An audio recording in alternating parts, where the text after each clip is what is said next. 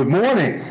Good morning. How are you? I'm very good. Very good. It's good to work with a guy from the Northwest. It's chilly out there this morning. Yeah, you wouldn't know. You wouldn't know because you're still here. Well, I am still here. I work at night, Yes, you do. Yes, you do. So it's a whole different deal with you and me. Well, your brain doesn't usually get going until, what would you say? 4 p.m. 4 p.m. So this is... bear with us here this morning, please. We appreciate you being part of our show today. Yes, thank you. Yeah, so I think we're probably throwing some people for a loop. Yeah. Not Shawnee, not our producer. No, that's why we're doing this early, is to accommodate him and his schooling. He's got a new class schedule at Kennesaw State, and we're trying to accommodate him as we've accommodated so many of our staff and other, producers over the years. Right. Well, he's got that English 101. Which has given him trouble over the years. But he gets a chance to retake. Grammar 99. Grammar 99. Spelling. Dangling participles. Things like that. Don't even confuse them. Oh, man. So here we are. Georgia, by the way, made an announcement today. Munkin, the old Southern Miss coach. He's been around the coaching ranks forever. I think he was down at the Buccaneers with Cutter and all that. Jeff Munkin at Army? No. Todd Munkin. He was Southern Miss and spent some time in the NFL. Oklahoma State, I think, is what he's most well known for. He was the passing coordinator, offensive coordinator there.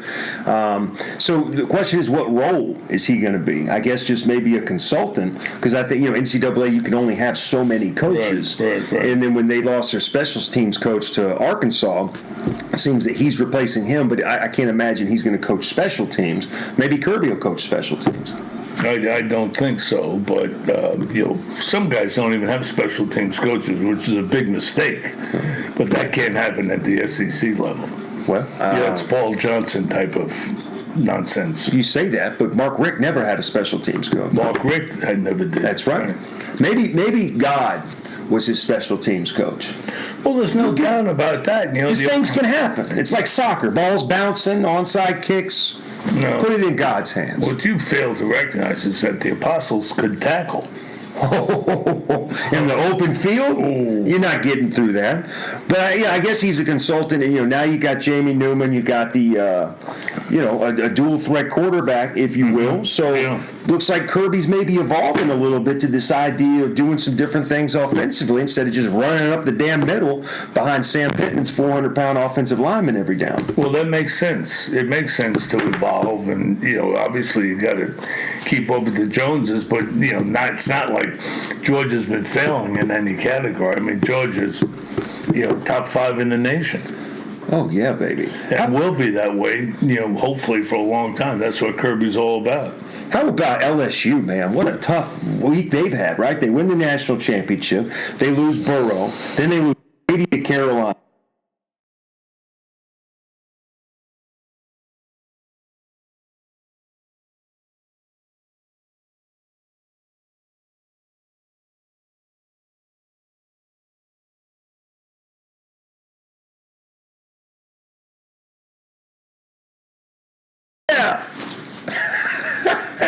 They're going to be doozies. I can't wait. That's really what I think they won't be unveiled till April. I think I heard that, which disappoints me because I'm ready for a new uniform like right now. Well, the good news is the Arthur gave them, I think, 50% off season ticket holders, all 50 of them. That if you recently bought a Falcons jersey, he's going to let you swap it in, right, and get one of these new ones for half off. Now that is a brilliant mind. A lot of people don't think about that. Arthur has gotten a bad reputation for himself as the owner of the Falcons, but people fail to recognize the types of emphatic things that he's doing with this organization. Think about this. You're wearing this shiny new... Is there anything wrong with this? Look stupid in a couple of months. You're eating a hot dog, right? Ketchup comes out. Ketchup comes out. Guess what? You don't see it. No. You don't see it.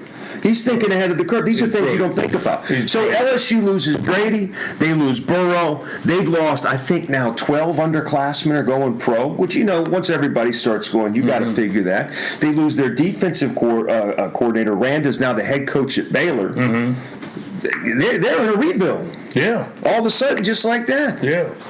But that's all right. I mean, that really was one of those magical rises to the top that they have. I mean, that's not something that you can sustain. This really has been a season to be remembered for LSU. Oh, yeah, it's an all-timer, baby. All-timer, yeah. It's an all-timer. But, yeah, I just thought that was funny with Joe Brady. By the way, everybody's trying to get this number one pick from Cincinnati. Right. Like Ricky Williams type, like the Saints did, like offering like 5 and 6 draft picks for this guy. But, I mean, if you're Cincinnati, you got to hang on to it, right? Well, I would think for ticket sales. And you know, there's nothing to do in Cincinnati. And if you can't draw, I mean, come on, watch the what has Bills. nothing to do with Cincinnati? I said there's nothing to do in Cincinnati. Oh, no. Gosh, no. You can go down and watch the riverboats go by, which is fun.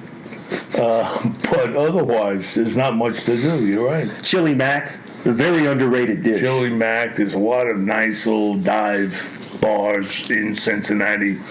But the reason I say is Carolina's one of those teams that's rumored to be offering basically anything to move up and partner Brady with Burrow again in Carolina, which would just be the Falcons' luck, right? We re-sign Cutter, right, or keep Cutter, right, and then they go out and get Brady, and then who knows? Right, and we'll have all kinds of energy, all kinds of enthusiasm. I mean, we're behind the ball already in regard to Carolina for next year, and in subsequent years. In Tampa, you got to think in Tampa with the coach they got down there. You know that he's going to get it going. He's a great coach, Bruce Arians. Yeah, he will get it going. Absolutely. Did you hear the latest on Donaldson? This just came out this morning. Well, obviously, he signed with Minnesota, right? They're saying, word is out, that he and Kevin Seitzer didn't get along. And so he gave the Braves an ultimatum that if Kevin Seitzer was still the hitting coach, then he was out. Do you believe that? No, that's tough. That sounds a little... Well, apparently Seitzer's very analytical or non-analytical, I should say. Right. Not into launch angle and all this stuff and refused to embrace some of this technology. And Donaldson had a problem with that. Well, Donaldson's all about racking up the home runs. Yes, he is. So launch angle would be important to him. Yeah, I got friends of mine that are Twins fans, and they're actually not happy about the sign. They think they gave him too much, and I'm in agreement. You're talking about $100 million for a guy 34 years old that's missed 2 out of the last 3 years. And you don't know year to year. I mean, it's a crapshoot. Right. That's a crapshoot. But now the question is, what do you do? They got to do something big in the next 30 days, and I mean big. They have to. And I think the thing that makes the most amount of sense is Arenado. I know it's against everything that the Braves stand, paying a guy $35 million a year, but you've got to do something. Did you read my column today? No, I don't read your column. All right, well then go home. I did it. I had work to do this morning, and I came right over here. So I did not read your column this morning. Was it about that? Yeah. What did you have to say? Well, it was about that, and I said there is no time to panic here. It's not a time. First of all, I want to see what Austin Riley does. I know he can hit. He's proven he can hit. It's kind of like Dansby. Everybody thought Dansby proved he could hit. You go through slumps, you go through adjustment periods, and this is a huge adjustment. Austin Riley is liable to come back and be dynamic. Other than that, I have no problems with Camargo because Camargo's going to give us 22 to $25. But then you're starting Markakis in the outfield. You've got to get a right-handed power bat somewhere. You have to get one. You can't have Freeman and then right now Markakis is your cleanup hitter. No, that can't be. Well, that's it right now. Then what we're talking about is what I was just talking about is Austin Riley. You can't. Bro, he hit 130 the second half of the season. You can't put it down. Well, this is what I'm talking to you about. Oh my I know he can hit because he's already hit. Pitchers caught up with him. Yeah, just put him right in there. They made it. What are you going to do? I tell you what I'm doing. Every time Freddie Freeman comes up at bat, I'm going 4, put him on first base, and then I'm striking out Austin Riley every single time. That's so short-sighted. I mean, who was striking out Austin Riley when he first came up? That lasted for a month, and then it was over. Yeah, but he was playing every day. Look, I hitting everything out of the lot. If you want to, I'm sorry, out of the truest. Oh my goodness. And that's another thing. The Truist announcement came on the same day that Donaldson signs with Minnesota. So I would too. Huh? I would too. It just was that way. No, but what do you say? Your wife say, where are you going? You can't say I'm going to the Truist. Right. Because that's just not right. It just, that says nothing. No, we'll get used to it. Because it's not going anywhere. I think it was a 20-year deal? Yeah. Do you know what they get for that, by the way? The $10 million a year. $10 million a year. How much of that $10 million a year you think actually goes to the personnel in the ball club? I'd say zero. Where's it going? Real estate. Who knows? Well, Other investments. You take all of your revenue and you put it on this side of the page, and you take your expenses, put it on this side of the page, and you're always going to have those expenses. It's all part of the.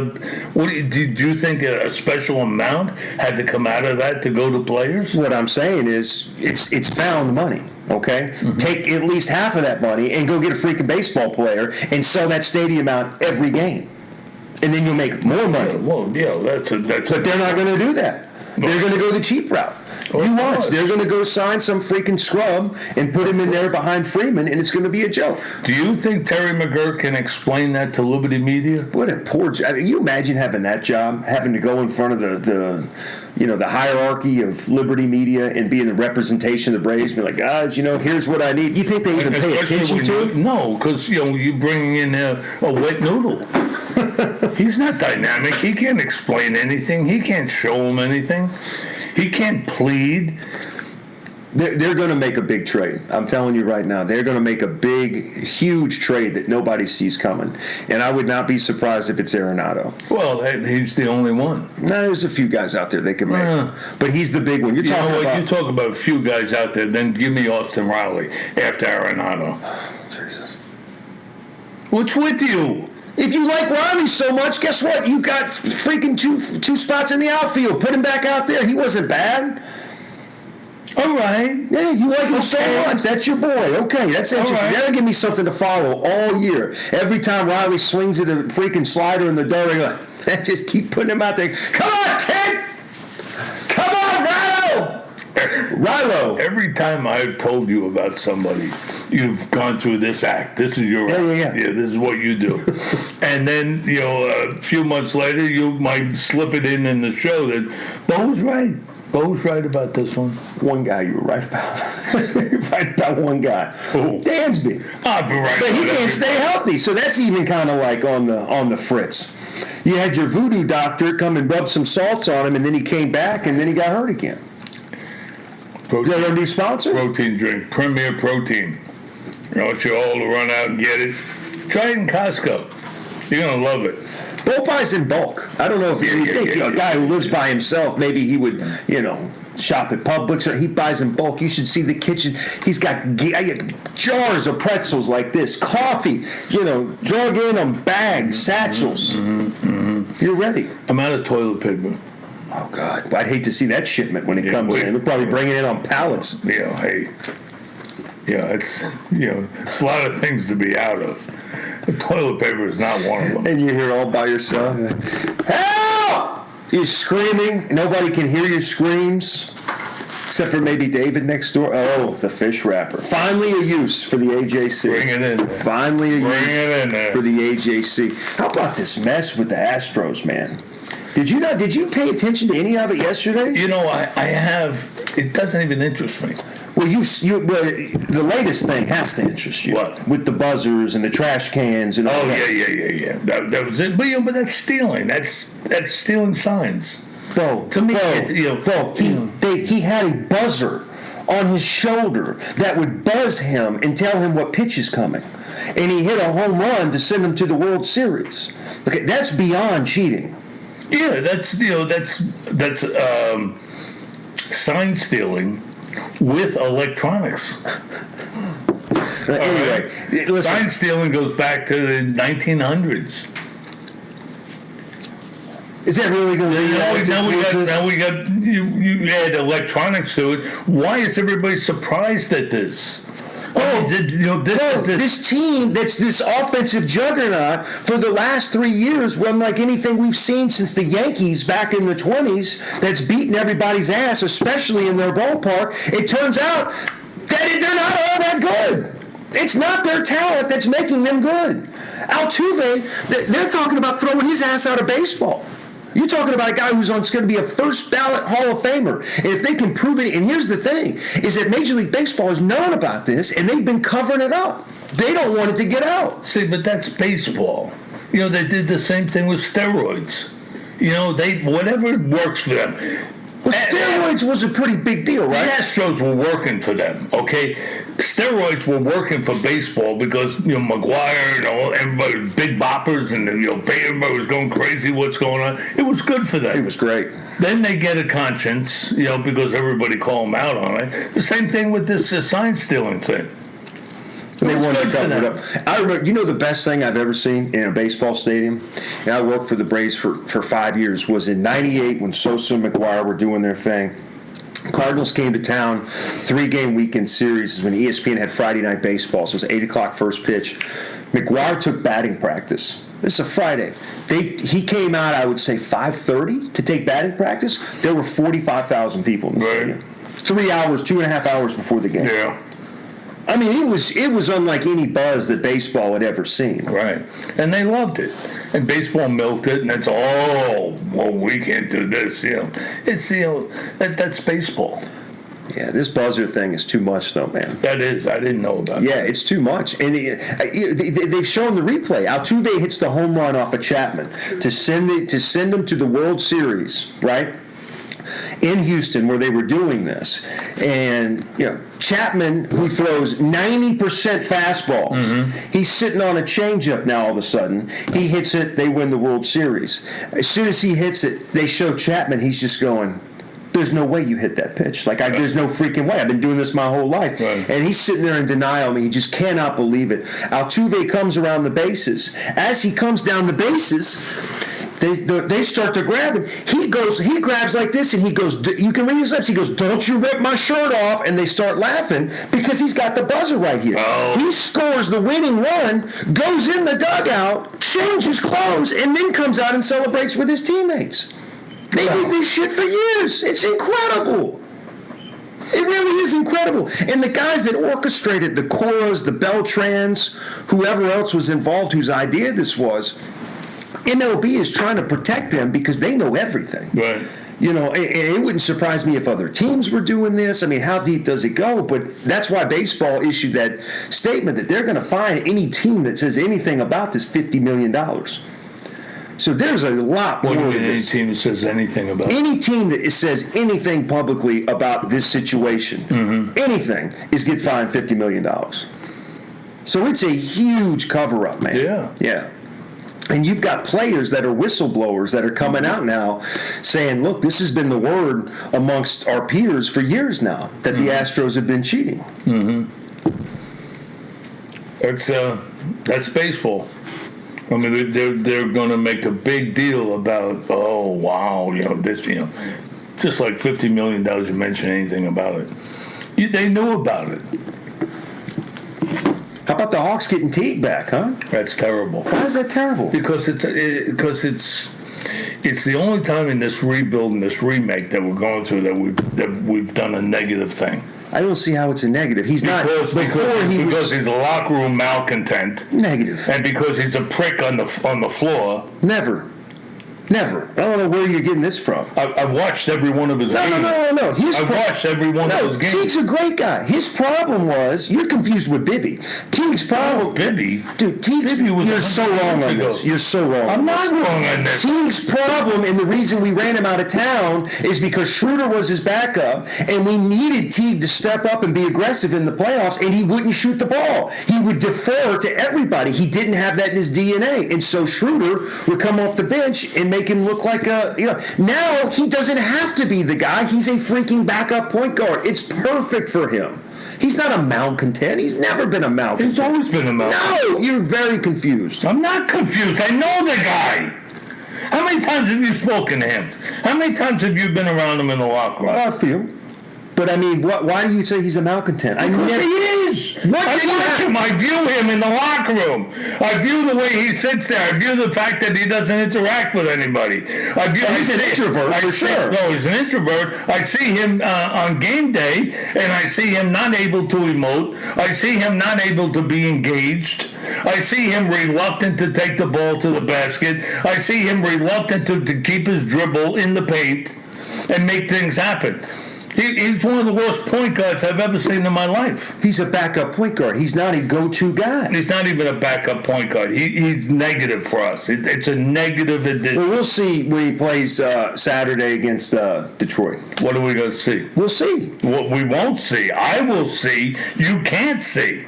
You're unable to see what I'm talking about. I have no idea what you're talking Well, about. that's what I'm saying. The only thing I ever saw from Teague, who I worked for the Hawks the whole time he was there. I was there every night. The only thing that I ever saw from him is that he was hesitant to be aggressive. He was very passive. Right. And that was a huge problem at that time for that team because we needed him to be that guy. Right. And he refused to be. Right. And he also would dribble into the paint, pick up his dribble, and be lost.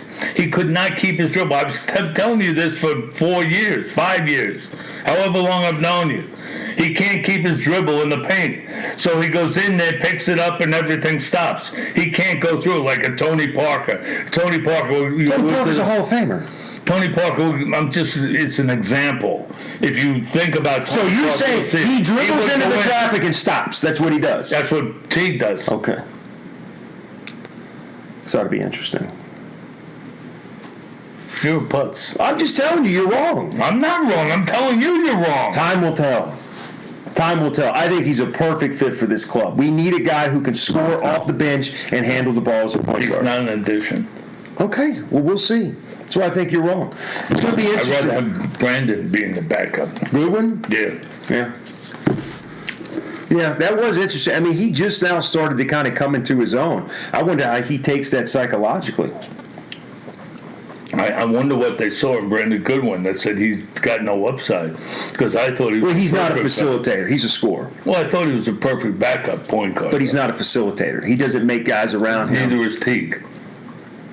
I disagree with that. Teague has no. He's not Trae Young, but he has yeah. no capacity for the game. He's got no basketball smarts. He's been blessed with great quickness. That's it. They left the brain out of it.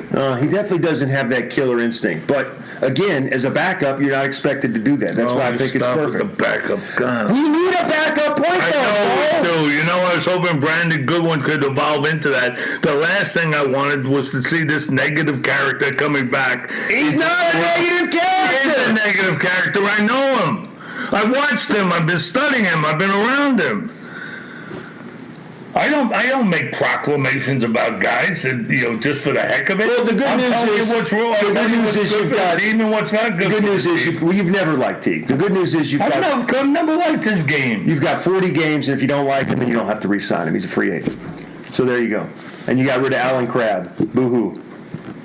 So it's not the end of the world.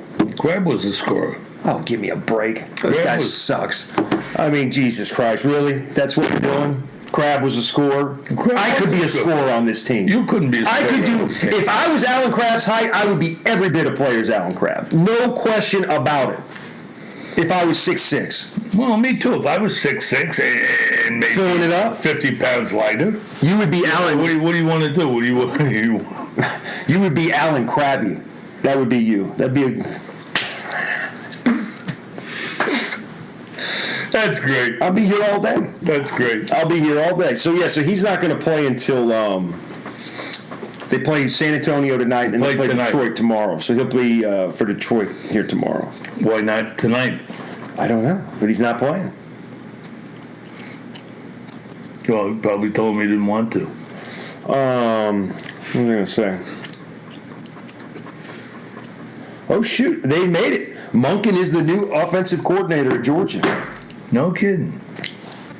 Wow. So how do you keep, because Coley's the recruiter, man. How do you have that conversation and keep him on board?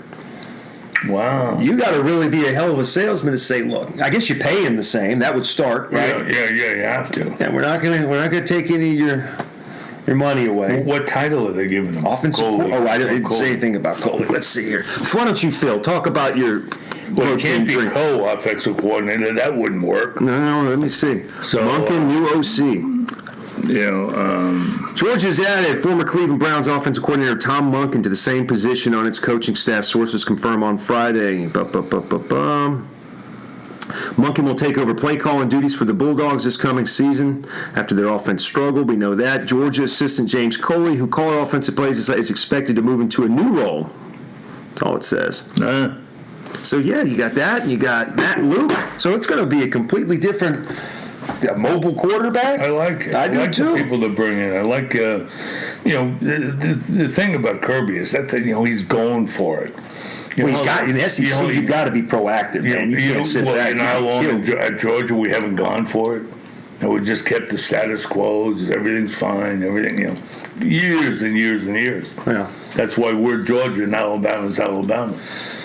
Yeah, I mean, I hope this isn't like a trend thing, that we're not trying to be like LSU and try to catch lightning in a bottle, that this is something that's thought out. I don't think at all. I think this is Kirby, wanting to be better. Yeah, that's the beauty of him. I tell you, it's going to make spring real important, to get that continuity on that. You're rebuilding everything. Everything blooms in spring. Hey, Australian Open going on right now, and we all know what that is. Yeah. First harbinger of spring, even though it's 70 degrees here. Well, it's been harbinging a lot. Fall here. Yeah, we haven't had much of a winter. Which is good. I mean, some people won't like it. I know some people like the cold weather. Not me. I like this. Right. Well, you were looking at retiring down in Florida. The beauty of this is Florida's come to you. Yeah, no, I wouldn't. No, you don't have to. I wouldn't retire in Florida. I'm looking forward to Disney next week. Put me in a place like the Villages. Yeah. But Del Boca Vista with the shuffleboard court and everything. And they play cards and everything. That'd be great for Slap Barbara on the rear. Whoa. Mr. Bock. Hello. What did we tell you about that? You're out, buddy. Oh, no. Then you got to call your kids to come get you. Oh, God. It'd be embarrassing. Terrible. Maybe you could get lucky and get a good roommate like Bob Barker or something. That'd be cool. He'd be fun. He'd be alive. Is he still alive? I don't know. Well, it might have propped him up at the Villages. Is Bob Barker still alive? He's got to be damn near 100, right? He is still alive. He's 96. Wow. 96. Worth $70 million. If you were 96, worth $70 million, what would I'd be spending? I'd be doing things. I wouldn't be at the Villages. I wouldn't either. I bet Bob's got a nice place somewhere in Santa Monica, overlooking the water. Yeah. Think he walks around with his little microphone? Of course he does. Of course he does. So he calls the servants. Do you know where that thing's been? Please. We got kids. God's sake, sir. Oh, man. Well, unfortunately, I got to go. I got to head back to town. Stop. I got a meeting at 12 o'clock. You get here in the middle of the night. I don't even have my stuff together. You should have seen Beau coming down the stairs this morning in his robe with the mohawk. Let me ask you a question. Why are you banging on the door when I have a phone and you have a phone and you have my number? Because you don't answer the phone.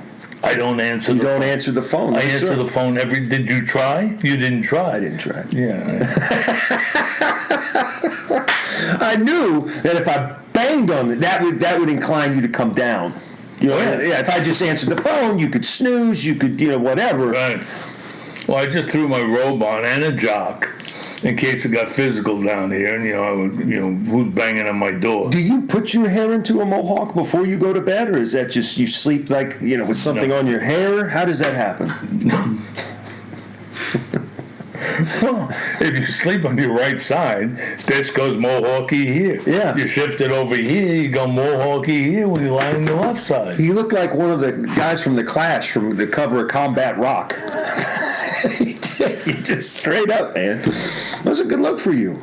I'll see you. Jeff Teague is going to be a good fit here. No, shut up. Okay? And we're going to trade for Arenado. And I can't wait to see these new Falcons uniforms.